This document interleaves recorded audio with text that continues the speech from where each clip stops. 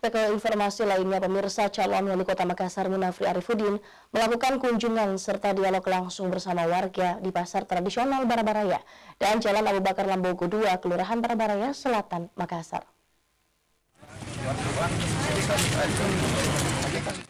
Calon wali kota Makassar nomor urut 2 Munafri Arifudin kembali melakukan belusukan ke pasar tradisional di kota Makassar.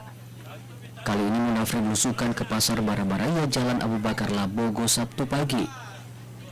Hal itu dilakukan untuk melihat dan mendengar langsung keluhan dan harapan warga, utamanya para pedagang dan warga yang berbelanja.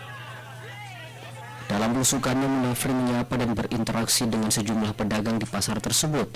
Setelah itu beranjak ke lokasi acara sosialisasinya. Calon wali kota Makassar nomor urut 2 ini mengatakan pasar merupakan urat nadi perekonomian masyarakat, sehingga ke depan pasar harus dibuat nyaman untuk pembeli dan penjual dengan berbagai fasilitas yang ada sehingga mendatangkan banyak pengunjung.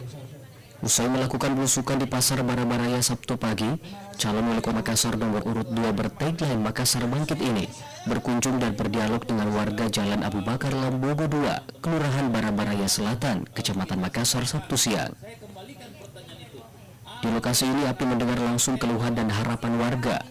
Bahkan salah seorang warga yang bekerja sebagai pedagang kecil bernama Hamsir mengeluhkan daerahnya kerap tergenang air saat musim hujan, sehingga harus mendapatkan perhatian serius pemerintah.